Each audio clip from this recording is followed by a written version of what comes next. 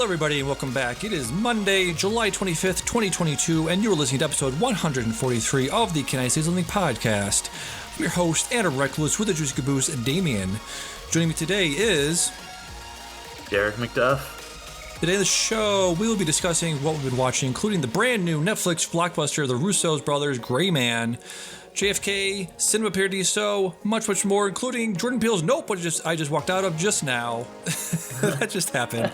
Right into the show, bicycle@gmail.com, bicycle on Twitter, subscribe on iTunes, Stitcher, Google Play, Spotify, rate and review it on the old Apple Podcast. Hello, friend, family member, stranger, what's up, man? How are we doing? Oh, well, you know, I'm okay. People might be able to hear in my voice that I'm a little bit under the weather.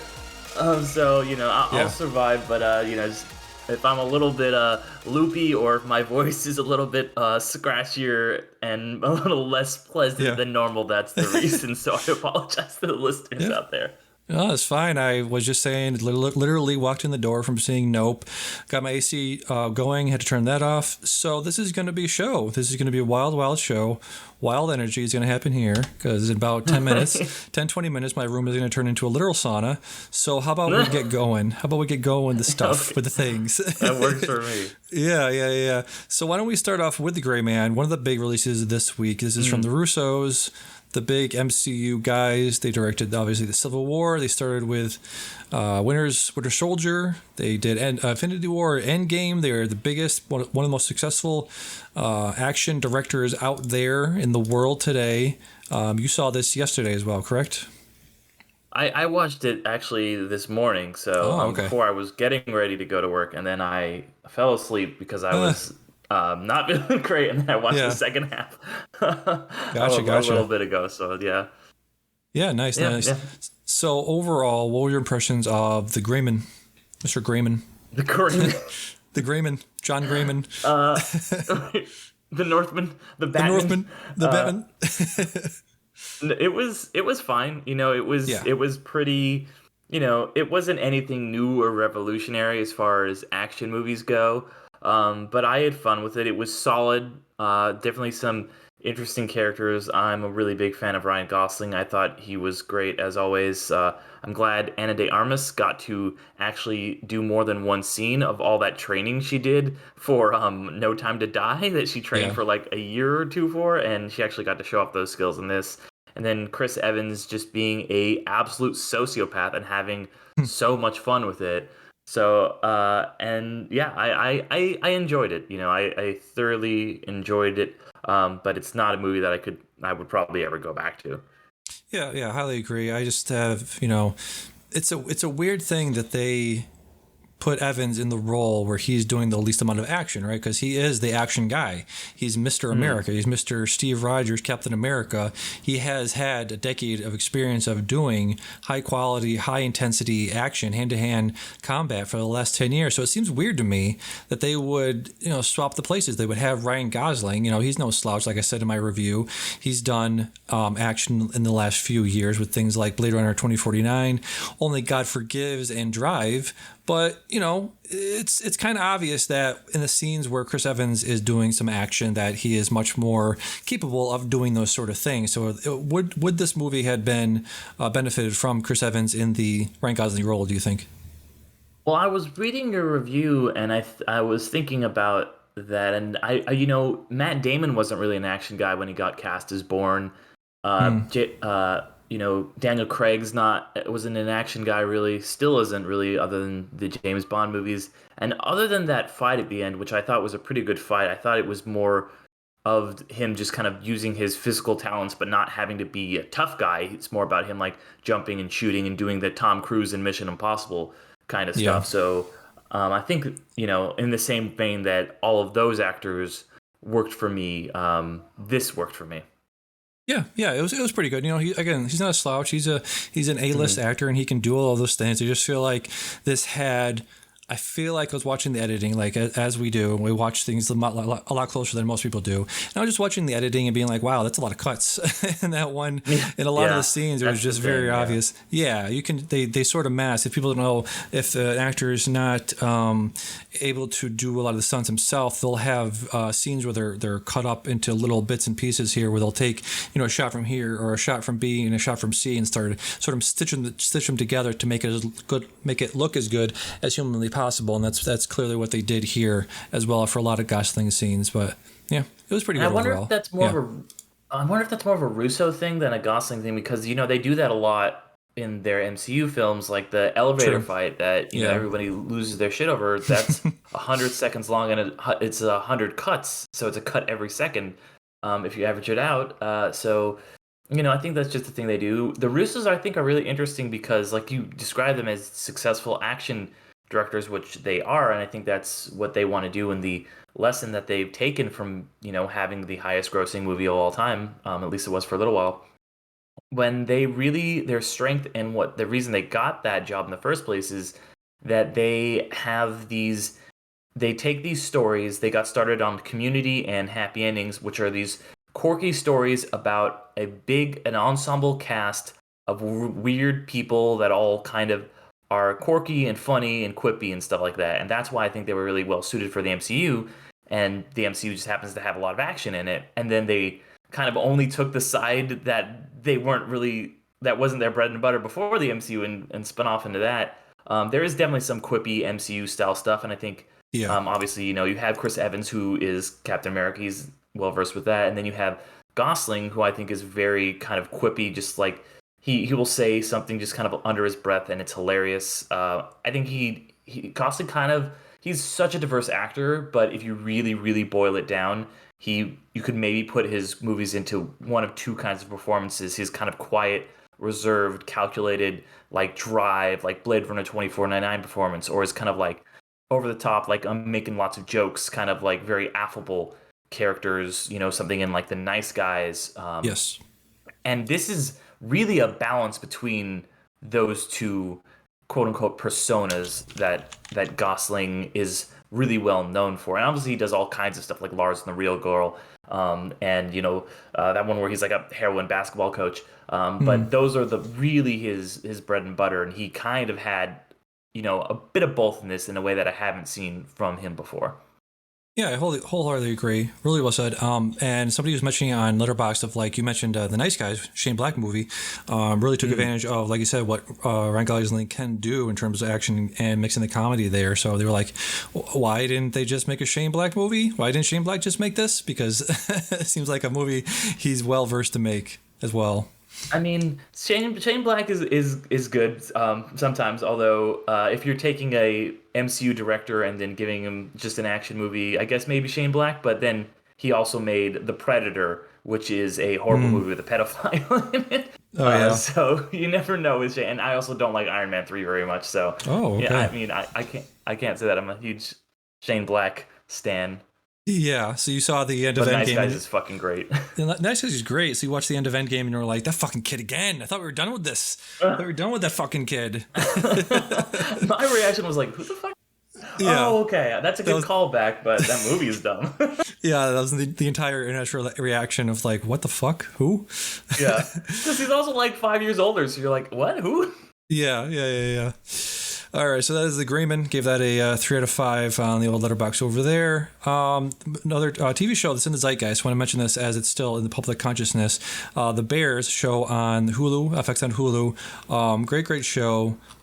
Starring some people I like. A lot of people like Jeremy Allen White. I guess he was in Shameless. I haven't seen that show, but people like him from that. Got a guy named Ibn Mas Barak. He plays Richie in this show.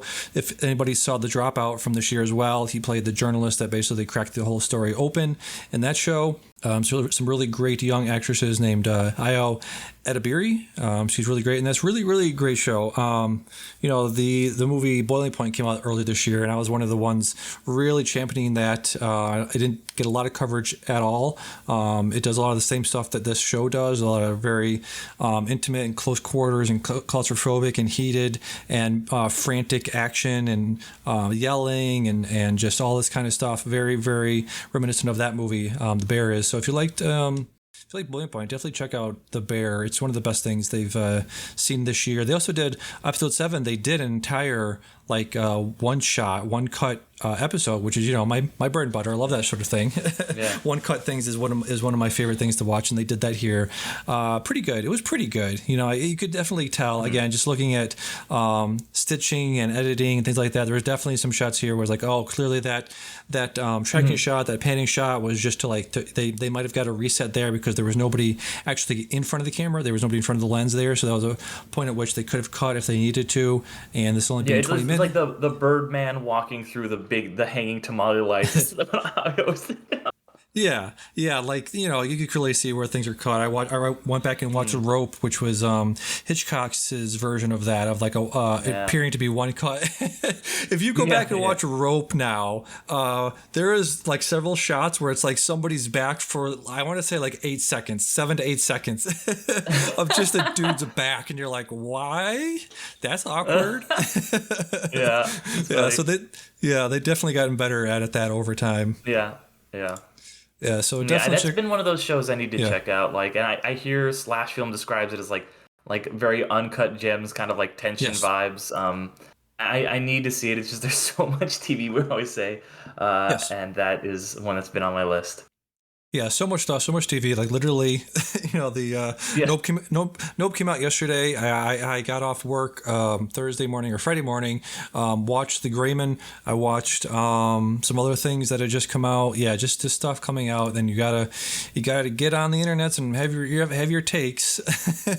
Just a quick tangent here. I've been doing Letterboxd frequently for the past year and a half, but for the past week or so, I've done pretty long form reviews on there, 4 or 5 or 6 paragraph size reviews, and it's taken it out of me. I don't all the credit in the world to people like yourself or anybody that does this for a living. It's really, really hard to sort of watch a thing, have a cogent, interesting, nuanced, specific response to the things you're watching, and then post it, and then post on, being somebody that's just doing it myself, I got to post it on the Medium, on the Letterboxd, tweet it out, do this and that, and the other thing. It's just like, oh my God, it's so exhausting. Yeah. It's very exhausting, and then you're are like, oh, okay, well, I also got to go and deal with my life, and my job, and my day job, and all this other stuff. So yeah, it can take a bit out of you. Sometimes you just need to take a break. Yes, absolutely. Let's see where we want to go from here. So I watched The Insider this week because they were doing they have a marathon on the Waypoint Radio, one great podcast. Highly recommend that one. They're doing a sort of marathon, Michael Marathon. They've went through his filmography. They started with Thief. They went to whatever was after Thief, whatever that movie was. Now they've gone up to 1999's Insider, which obviously I've always said 1999 was one of the best years of movies, and this was one of the best movies from that year, and a Michael Mann movie I haven't seen, so definitely made a lot of sense for me to catch up with it this week, and it's incredible. I love guys in room talking movies like The Big Short, Michael Clayton, Margin Call, 12 Angry Men, and Glengarry Glen Ross. Just incredible guys in rooms talking, and this is definitely in that pantheon of those types of movies. Really, really great movie. Highly recommend The Insider. Yeah, and I really need to see more Michael Mann stuff. It's kind of, I've seen some of his things, but none of his really huge things, other than maybe Collateral. So I need to see Insider and Heat and Thief and all these greats. I've just kind of missed them. Yeah, he is incredible. It's like the old joke of you want to talk about Heat? That was that movie came out 20 years ago. I remember hearing that joke from Jim Gaffigan. I think he made that joke in 2005. At that point, that movie had been out for 10 years. That's pretty great. Yeah. Let's see what else we got. Again, talking about movies that have just come out that need to be talked about. The Sea Beast is a movie from director Chris Williams. Pull up his resume real quick. Let's see what he's done. This man has done Big Hero 6. He wrote Moana. He was a writer on Bolt. So definitely in that animation sphere. He's been working in the animation spheres for a while. The Sea Beast is the new Netflix film starring Mr. Carl Urban. Got Jared Harris. Got a bunch of people, young actresses in here playing the kids in this. This is really great. This is like, it's basically being described, and the one word summary of this movie is like How to Train Your Dragon, but in the sea. It's that sort of thing.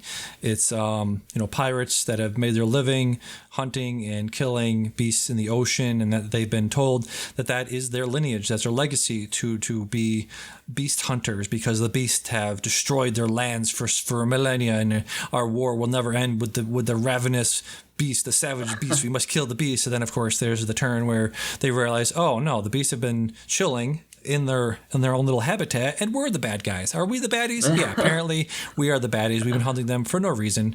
So there's that cool turn there. Slight spoiler if you haven't seen the Sea Beast, but come on.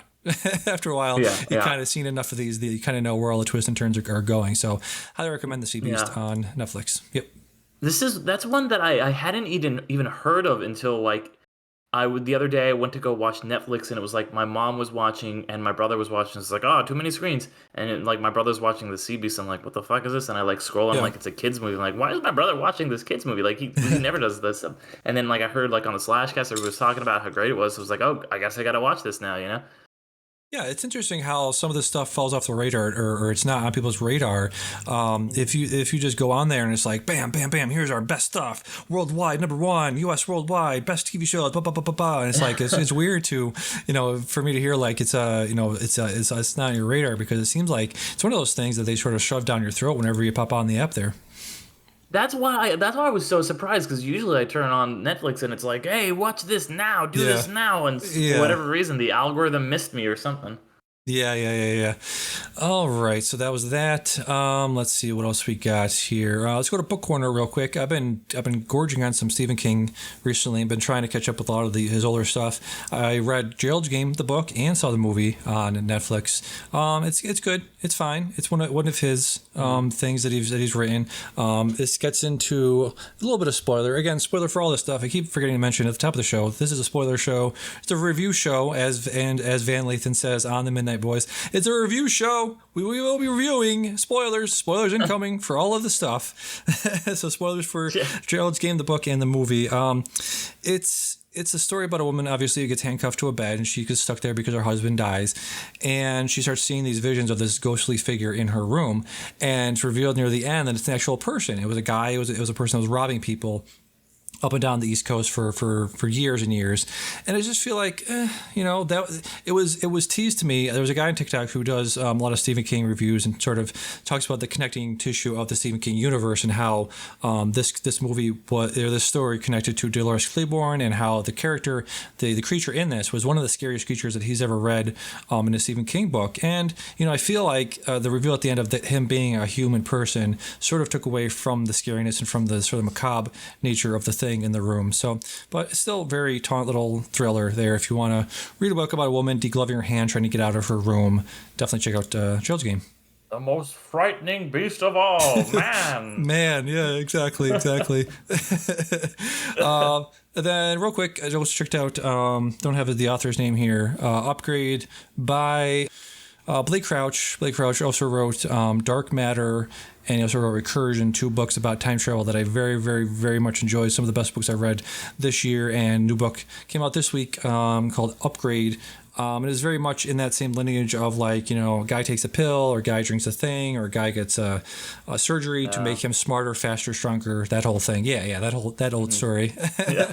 If nobody's read it, one of the best versions of that I read very early on for school was... What's the Flowers for Algernon is one of the best versions of that, because it's from the first person. Yeah, it's from the first person perspective. So the writing actually starts out, it's got grammatical errors, it's got spelling errors, because it's from writing from the person's perspective who's not very smart. And as he sort of progresses in his training, his writing gets better, and he starts typing out. The letters start becoming in typed font, and it gets more eloquent and more all of that stuff in there. So yeah, really, really great one of those. definitely check that out. But Upgrade is that too, and it's just not good.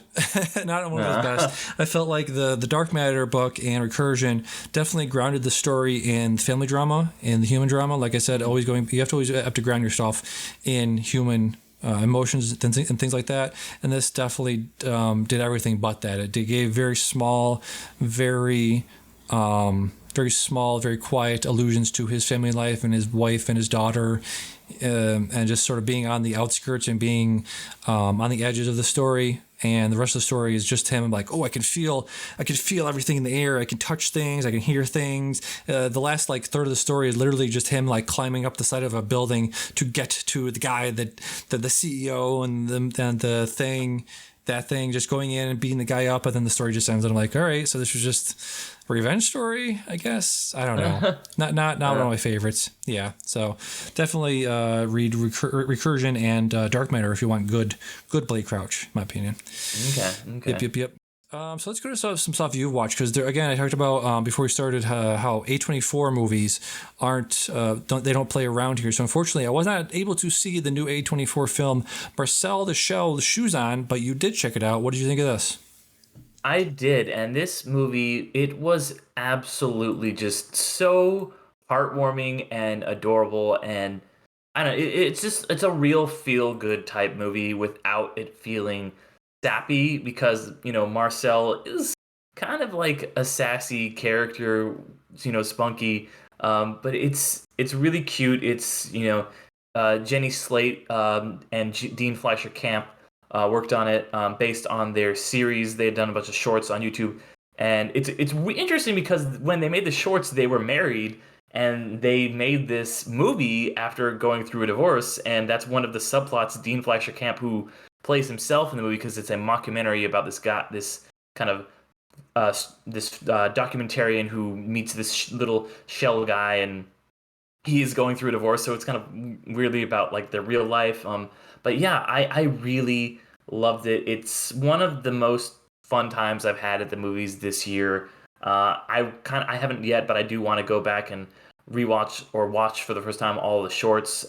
Really, also just cool the way they filmed it, because it is in that mockumentary style, but it's also Marcel is stop motion. I mean, I'm sure they smoothed some stuff out with CG, but it is very handheld documentary style, which is something that would be very difficult to do stop motion with. So I'm not sure how they pulled that off, but it looks incredible, and you really care about this character and the world that he lives in.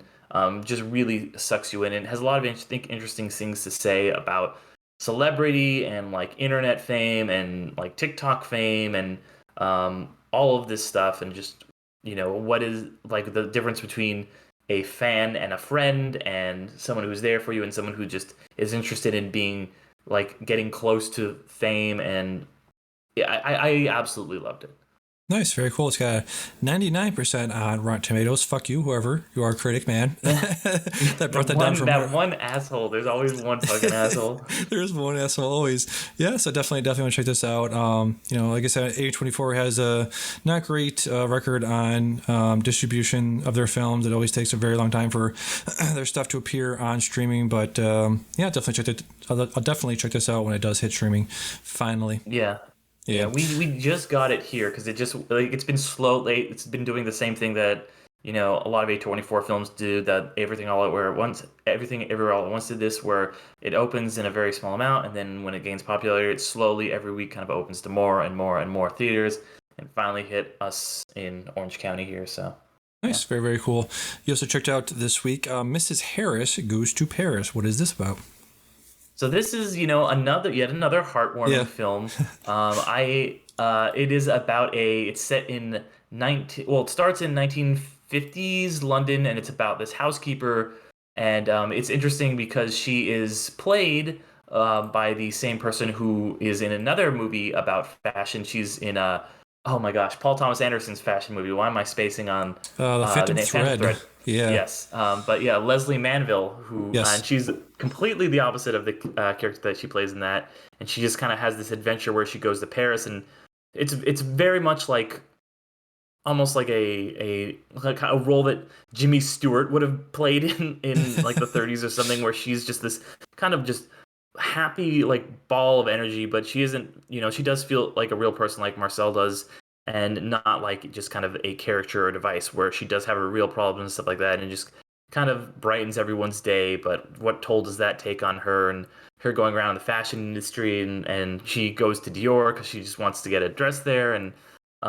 yeah, it's a really fun time. It's got a very limited release. I think it's from Focus, which is was what A24 was 15 years ago, was Focus Right. Features. Right.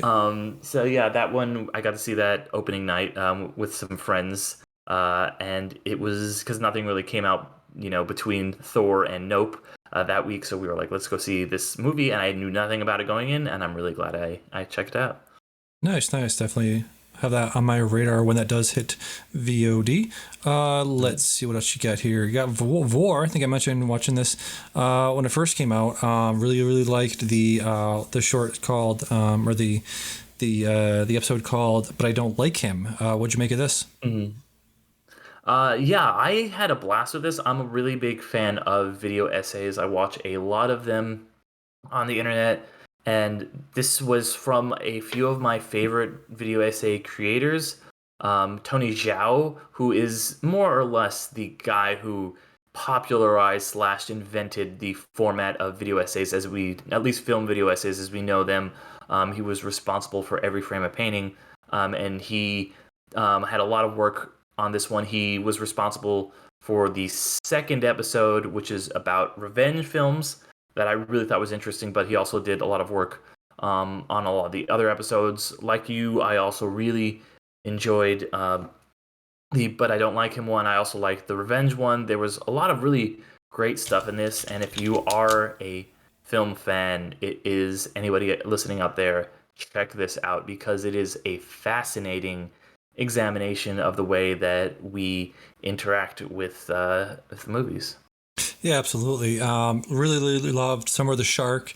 That was Sasha Stone's episode about blockbusters. Tony Zhao, you said, did the revenge one. I don't know if I watched, what was the one? Walter Chow, one of my favorite working critics today. Really great one about called Profane Profound, about Walter Hill's 48 Hours. It says it explores these experiences of systemic racism and compared some of his films to that one. Yeah. That one was very, I mean, I hadn't seen 48 Hours, but I still checked it out, and it was very interesting. I got a kick out of that one. Yeah, absolutely. Highly recommend. And the film, the film versus TV one was also something very interesting. It's things I think about quite a bit, about, this line that has been blurring ever more and more, about the difference between TV and film and where you draw that line. And that episode was a really good examination of that. Yeah, highly recommend watching that if you haven't. And you also checked out The Bad Guys, one of the big releases this year. Yeah, so I missed that when it was on theaters, and I have right now Peacock, like the premium or whatever it is, because I needed to watch Spider-Man 2 for a podcast, and rather than renting it for $3, I decided to get Peacock for a month for $4, and I needed something to watch while I was playing Pokemon on my Switch, and I put on The Bad Guys, and it was fun. It was a cool little heist movie for kids, with some really great voice performances. I'm a huge Sam Rockwell fan, so having him as the big bad wolf was great. And yeah, it really did the heist movie kind of tropes really well in this kind of Zootopia-esque world, with the big bad wolf and all these kind of guys that you would expect. Yeah, I'm a sucker for heist films, especially when heist films mix in other genres, like The Collector. It's like, oh, what if heist is in a Saw movie? And this is like, oh, what if heist was in a Disney-eyed universe? It's not Disney, but it's in that same kind of vein. And so, yeah, I would recommend it to anybody who has kids, or you just, need something to watch for 90 minutes or whatever. That's gonna be entertaining. It's because it is. Nice. Yeah, I'm always surprised when I see these movies come out. I'm like, oh my God, Sam Rockwell, Mark Maron, Aquafina, Craig Robinson, Anthony Ramos, Richard Iowati, Zazie Beetz, Alex Borstein, just like massive cast. And it's just like, wow, yes, of course these movies cost like $100 million, $150 million if you're going to hire that many A-list actors. Yeah, and it did really well, I think, at the box office. Like it kept chugging along. Like it was not quite Top Gun, but it did have really good legs on it. Yeah. And finally, Better Call Saul, is that coming to an end? How many more episodes we got with that? We've got 4 episodes left. So the episode will be out the day that this drops. That one of those episodes. So 3 after this. So either 3 or 4, depending on when you're listening to this in the day. If you've already seen today's episode, it just came back from or a couple, I guess, since we last recorded. It just came back from its little hiatus that it did because of the Emmys and because of Bob Odenkirk's heart attack. Ray Seahorn finally got her Emmy nod. Thank God. I really hope she wins. Yeah. It's been a travesty she hasn't gotten one, but yeah, this show continues to astound. And the last episode could have been a completely satisfying series finale. And I'm really curious to see where they go with it next and how they wrap everything up because, yeah, it has been like just I was literally crying at this last episode, heart pounding. Just it's going into Better Call Saul that okay, well these characters are all in Breaking Bad, so they're okay, but there's all these new characters, and what's going to happen with them? And you are seeing in this last season where everyone who isn't in Breaking Bad ends up and why they aren't in Breaking Bad for various reasons, and it is really, really unexpected in some cases and interesting. So yeah, I've a couple things you can see coming, but are still done in interesting ways. So I cannot enough recommend Better Call Saul. Did this episode feel like the Ozymandias of Breaking Bad? Like you have this one great episode, and then the rest of it's going to feel like an epilogue. I mean, honestly, kind of a little bit, and I think maybe it might be literal in that case, because there is going to be, I won't spoil anything, but there is going to be a time jump, and anybody who's seen like any of the seasons of Better Call Saul knows that there are, just from starting from episode 1, there you do see Saul in the future. So what happens after Breaking Bad, and it seems like they are building towards that, and a good chunk of these last 4 episodes, maybe 2, maybe the last one, are going to be spent in that future timeline. So we'll see what happens with that. Yeah, very cool. I still got to get on that train. Still got to. Yeah, man, you got. I'm very curious to hear what you're gonna say about it. So yeah, let me know when you do. Yeah, absolutely. Before we get to the big movie of the week, Nope, Jordan Peele's Nope, we are recording this during the Comic-Con. San Diego Comic-Con is happening as we speak, and the Marvel Studios big presentation is going on pretty much at the same time. I was checking my phone during the Nope movie and be like, oh my God, that thing, oh my God, can't wait to talk about this. So going off an article here from Deadline, the title is Marvel's boss Kevin Feige says the Russos are not connected to the new Phase 6. We're currently in Phase 4. He's saying they're not connected to Phase 6 movies, but, quote, we want to find something to do together. So that means they are not... Apparently, right now, anything could change. Things change all the time in this crazy, crazy business. But right now, they're saying Joe and Anthony Russo are not going to be part of Secret Wars, which I thought was a big, big part of like the anticipation of that series because, Phase 4 has been what it is. It's going forward. Yeah, you and I are on different pages with Phase 4, but yeah. Yeah, it's been that. It's been a thing. It's been a trip.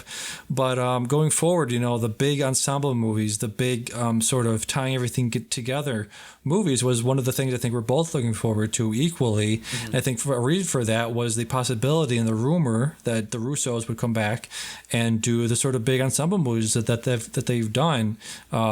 Josh Whedon did the first 2 ensemble movies. Then the Russos picked up the back half there, doing Civil War and Infinity War and Endgame, and also our Marcus McFeely and the other writer I can't think of right now. But that sort of like continuity and that sort of cohesiveness, you definitely feel it in the MCU near the end there, and I feel like that's definitely the part of what's missing right now is that cohesiveness. So I was very much excited to hear that, and unfortunately, for now they're saying they're not going to be part of that. What do you think about that?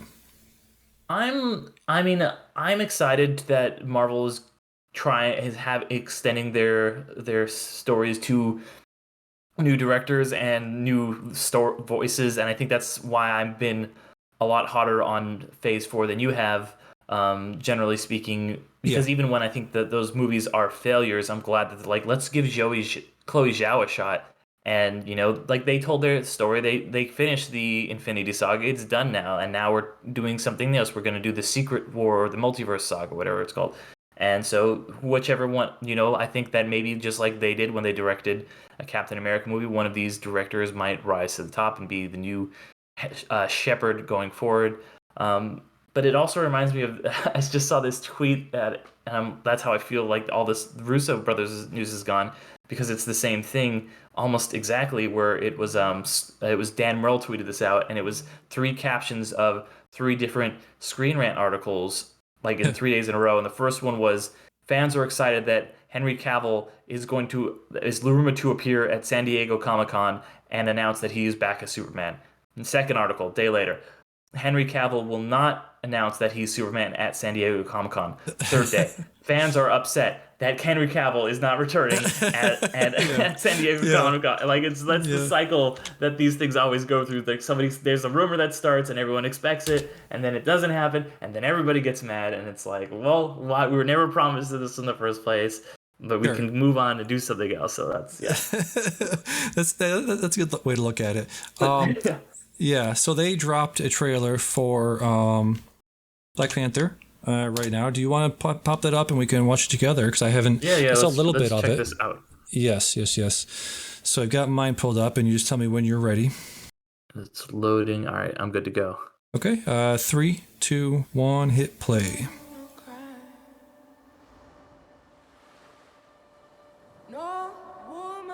That Lupita Nyong'o? I think so. On a beach.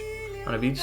On a beach. I'm just looking out at a celestial out there in the water. Oh yes, I missed celestial. That. Yeah, they're finally referencing that. I don't think That's so. Good. I don't think so. That's a joke. Oh, okay. They should reference it. Right? Put it in. Yeah. A shot of Wakanda from the sky here. We got Okayo. Okay. Very, very good. Yep. Got her and the t-shirt right. Angela Bassett. No. Yep. Somebody's pregnant. Yeah. Okay. Having a water birth. Okay. Yeah. Fuck you, James Cameron. Is that Namor? They're underwater, so clearly I think we should get our first shot of Namor in the MCU. Dragging something up while you're on a boat. Yeah. You got probably some sort of army unit. I was gonna say, what's the guy's name with the arm that died in the first Black Panther? Oh, there we go. Yeah. The ape guy, whatever. Yeah. The white ape. There's a mural of Chadwick. Yeah. Oh, I think that was Ironheart. That was Riri Williams. Okay. She cut out a piece. She cut out a metal heart. There's definitely some Mesoamerican stuff going on in here too, which is very interesting. That was cool. Yeah. Oh, full shot of Namor. I'm not sure who's playing him.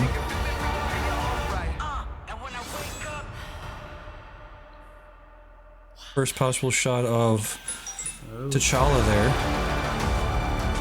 Wakanda forever. So no full shot of T'Challa or whoever is going to be the new, taking up the mantle of the new Black Panther.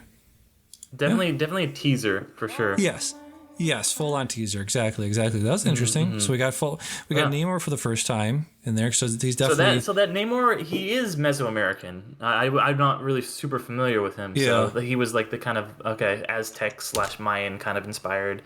Interesting. Yes, apparently the Marvel website itself has him in the comic book at least half human, half Atlantean. So the mutant Namor. I knew he was Atlantean. I did not know that they were. That was the culture that they were inspired by. So that'll be interesting. It's cool to see that. Yeah, he's obviously more a mutant in the books, so it'll be interesting to see if they keep that in the movies now that they have the first confirmed mutant being Miss Marvel. They just confirmed that in the last episode. Yes. They gave you the little X-Men riff.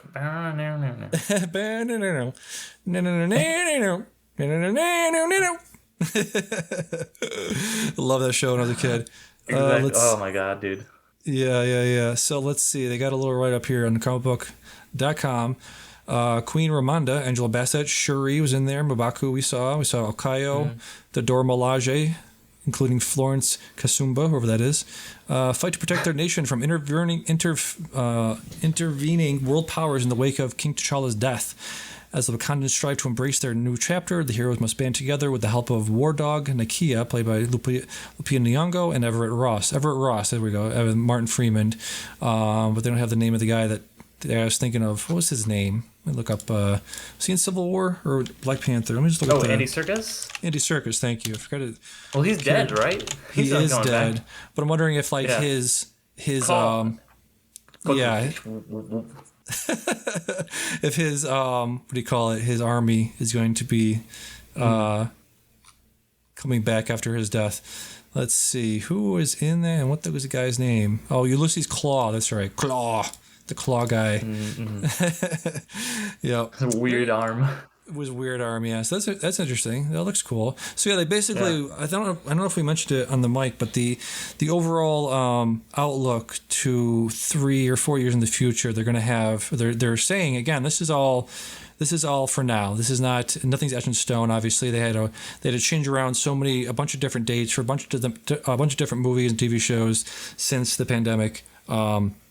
But for right now, what they said was, and I don't have it pulled up, so I'm just going off memory, but they said the new ensemble, Avengers, the Kang Dynasty and Avengers Secret Wars will debut in the same year. I believe it was Kang Dynasty first in July, then Secret Wars will be in December. So I'm not sure how I feel about 2 ensemble movies in the same year. What do you think about that? I mean, it'll be interesting to see what they do if one kind of leads into the other, or if it's going to be maybe 2 separate teams, what they'll do with that. So I don't know. I would reserve judgment on that until I know a little bit more about either and or both. Yeah. So it's super far away, but again, we have Quantumania coming next year. We didn't, so far as I can tell, didn't get much trailers with that. But they did say here Phase 5 will kick off with. So that's basically the big announcement was that the Phase 4 was going to end with Wakanda Forever, and now it's saying Phase 5 will kick off with Ant-Man and the Wasp: Quantumania, and will end with Thunderbolts. So the Thunderbolts is the sort of the evil Avengers, the swap, the other side of the Avengers. They're sort of teaming up with Thunderbolt Ross. The actor who passed away this year, William Hurt, I believe, played him in the movies. Okay. So they teased out for that so far was can't think of anybody's name right now. He's getting to me. He's coming. It's getting to me. Roasting my brain. What was the name of the woman that was at the end of the? Elaine from Seinfeld. Elaine from Seinfeld. Yes, exactly that. She was at the end of Hawkeye. Was it Hawkeye or the end of? Black Widow. She was at the end of Hawkeye and at the end of Falcon and Winter Soldier. Yes. So they're sort of leading into that. So that'll be the beginning. No, it was Black Widow. It was Black Widow because she hired her to go kill her in Hawkeye. That's what it was. Yes. Thank you. So yeah, they're leading up to that. So and then the entire sort of the first saga was called the Infinity War Saga. This one will officially be called the Multiverse Saga. So obviously with all the multiverse shenanigans going on so far, I think it was pretty well established already, but now officially called the Multiverse Saga. Yeah, makes sense. That's what seems like they've been building to with Loki and Spider-Man Far From Home and Multiverse of Madness, so. Multiverse of Madness, yep. All the good stuff. So yeah, highly looking forward to all of it. Can't wait to see all of that and talk about it later on. Yeah. In this coming years. Yeah. So why don't we get to the review of the week? Brand new movie from Jordan Peele called Nope. That today you'll leave here different. Pops. I'm talking to you. Bro, what'd you see? Something above the clouds. That's big. How big? Big. You think whatever killed Pops is out there? Right here, you are gonna witness an absolute spectacle. So what happens next?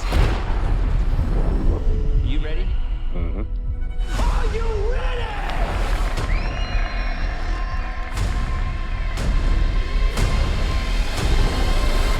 Here we go.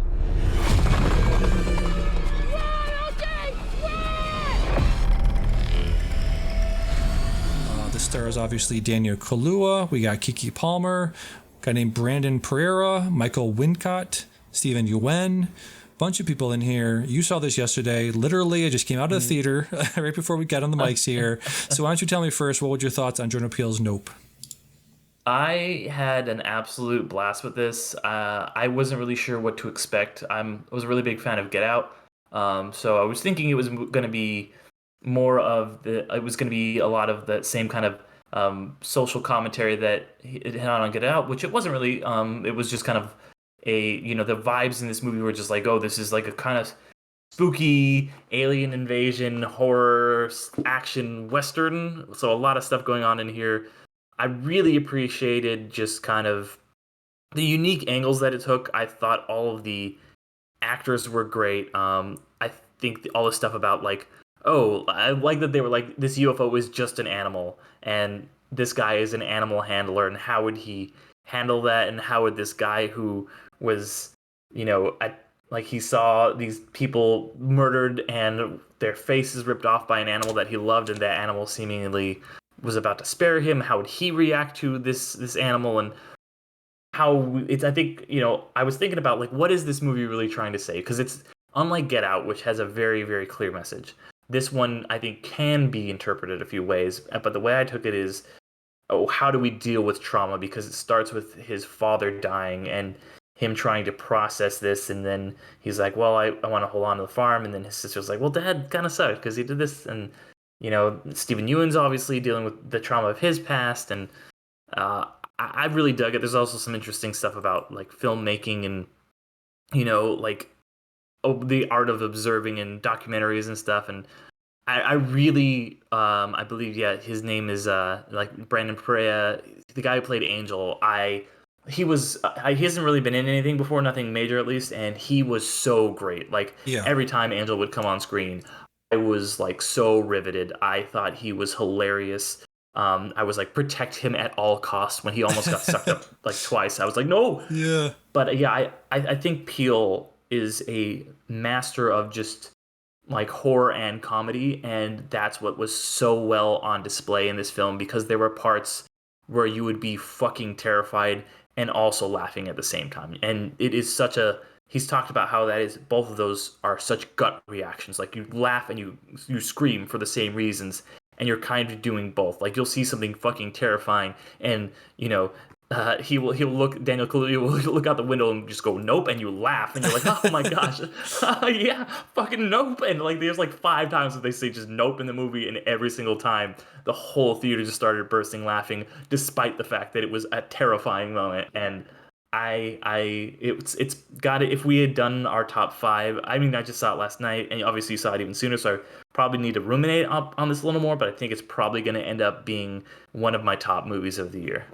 Yeah, absolutely. I love it a lot as well. I'll just start there. This is a movie. The DP, the cinematographer, was Hoyt van Hoytema. He did a lot of Christopher Nolan movies. He's done Interstellar. He did Tenet, Dunkirk, Ad Astra. So definitely took advantage of that. A lot of incredible shots. Incredible. The way he shot the movie was in stark contrast to the movie we were just talking about, The Gray Man, with a lot of cuts, a lot of editing in there. Definitely felt that contrast there, seeing these so close together. One of my favorite parts of this movie was how much time and how much room Jordan Peele, and I'm guessing Hoyt van Hoytema, gave the movie and the actors and the scenes to breathe. So many long shots, so many shots, especially near the beginning, the first third of the movie, of Daniel Kaluuya walking through his barn, seeing those weird creature things. Again, spoilers for all of this going forward, so if you want to watch it and come back, you can do that.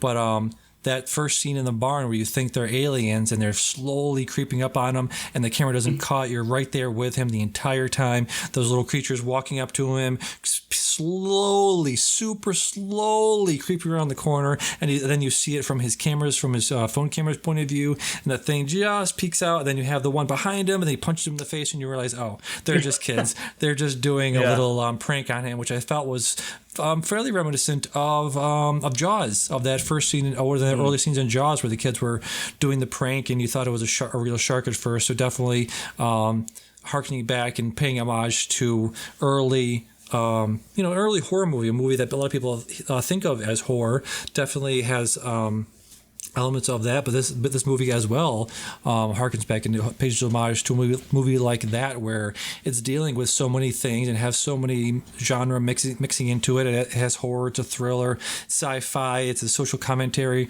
a lot of stuff going on in there. And just touch on that very quickly, just about the social commentary, because Van Lathan was on the Big Picture just now talking about, like, he wasn't sure what the significance of the monkey at the beginning was. And I think just, again, I saw this movie just now, so it's top of mind.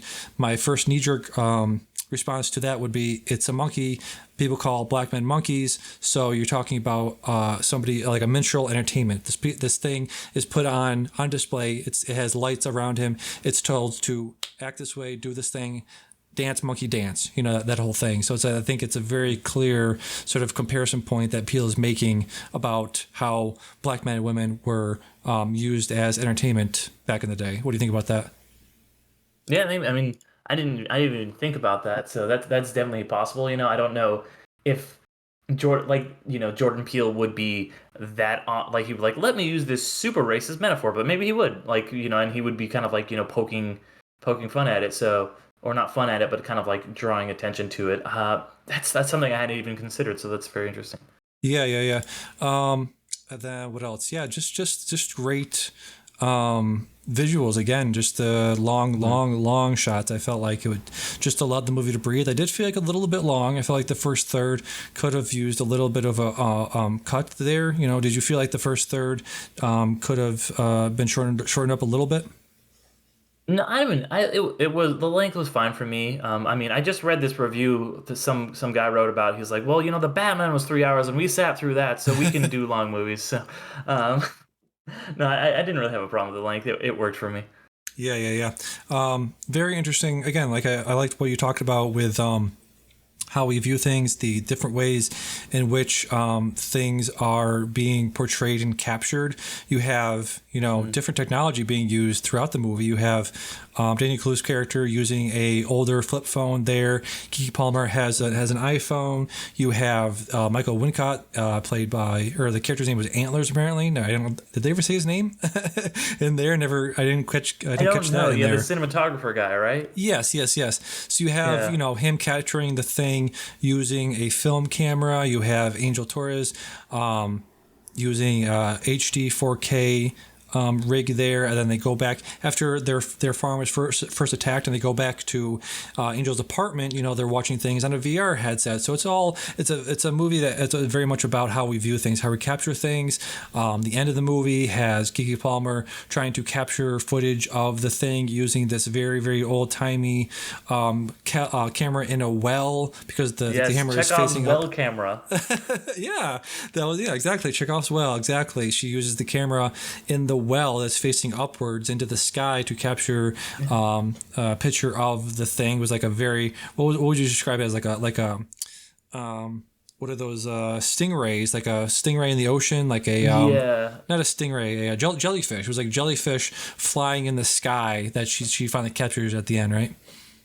Yeah. It becomes, it starts as a very kind of classical flying saucer, but it becomes this kind of otherworldly, sea creature looking thing, like something that you would see floating in the depths of the darkest parts of the ocean. Yeah, and it's very much about how, we can take anything nowadays. Like, I feel like I was thinking about The Boys a lot in this. I think about, like, how we commoditize trauma and violence and so many things of, The Boys, the heroes in there they sell drinks, they sell movies, they sell themselves all the time. And you have Stephen Ewen's character selling this thing that we don't even understand. Yeah. So I feel like it's about a lot of that too, of like, before we even understand something, before we even know what the thing is that we're looking at, we capture it and we bottle it and we sell it to the public before we're even aware of what the thing is, right? Yeah, absolutely. And he has that whole room like dedicated to. He is reminiscent of this thing from his childhood that happened to him that was so traumatic and paralyzing, and that's what he's built his whole kind of like little mini empire there out in the desert around. Yeah, it's very much about that. I think it's a very interesting movie. Again, I just saw it just now. Definitely got to, like you said, ruminate on it and think about it for a while. But yeah, definitely. I like this much more than Us. I felt like Us had.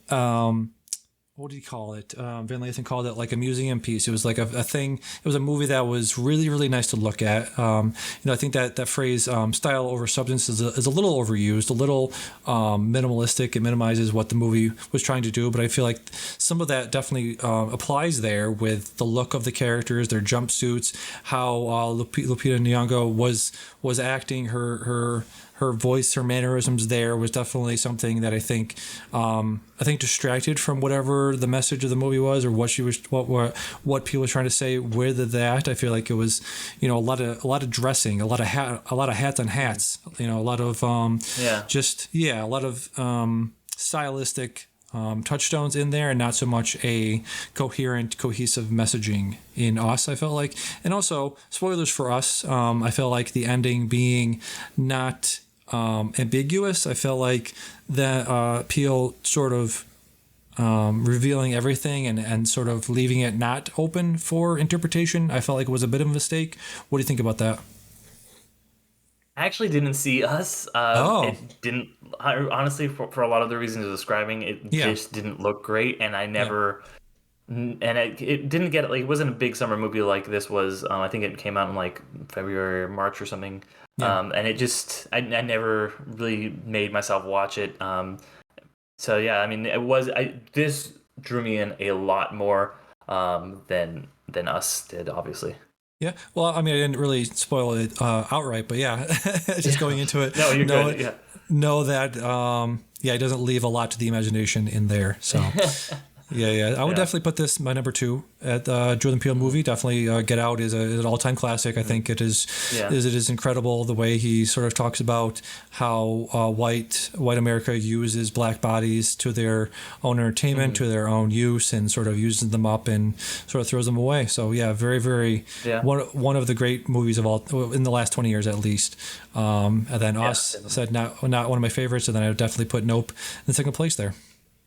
Yeah, and also, like, I think, it's really cool that Nope is going to be, it's going to do really well. It's already did well at the box office, and it's in all likelihood going to be the biggest pandemic since the pandemic release of an original movie. So something that is not part of a existing franchise, or it's not based on anything. I think the only other movie that's done as well as this that isn't a sequel or in some kind of film series is Uncharted, which is obviously based on the video games.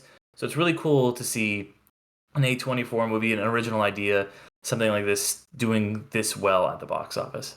Yeah, absolutely. I'm not sure if it is a A24 joint. Is it not an A24? I think I was just thinking that because... Yeah, it seems like that, right? Yeah. Seems like something they would put out. I don't believe it is. I'm lagging here a little bit here. Let's see who. No, put it's this. Not. Yeah, it's not. Oh yeah, because Jordan Peele has an exclusive Monkey Paw. His production company has signed an exclusive deal with Universal. So, which also explains why it's getting a big summer wide release right off the bat. Yes, that makes sense, right? So yeah, really, really great. Gave that like maybe 8 or 9 out of 10 there. So yeah, definitely check that out.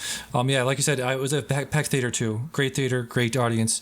Laughed at the right parts, jumped at the right parts. Really, really great to see. I haven't really had the experience of seeing a lot of like super scary movies or super horrific movies with audience. I usually save those for myself at nighttime to really experience them myself. So it's always interesting to go out and see movies where you can jump with the audience as well.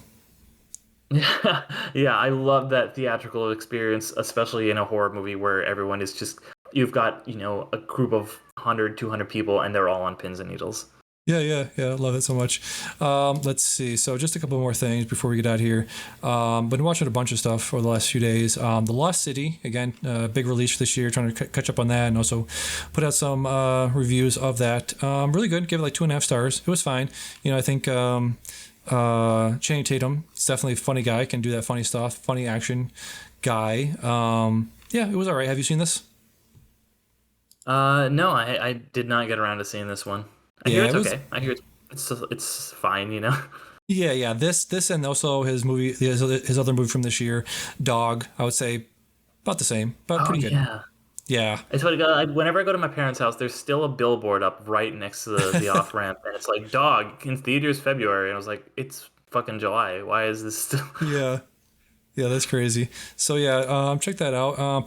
The Poughkeepsie tapes. I'm a big found footage guy, and Poughkeepsie tapes is one of those I've heard about for a long time. From 2007, finally got around to seeing it just recently, and this is really great.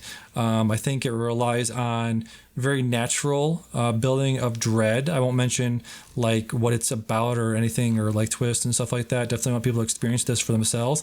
But there's one moment in this where a woman gets into the back of a cop car. Her car broke down. She's trying to get a ride to a gas station, and the killer is imitating to be a cop, and he's recording her in the backseat, and the camera, again, great long shot, great 3-minute scene of her sort of being like, hey, thank you so much for picking me up.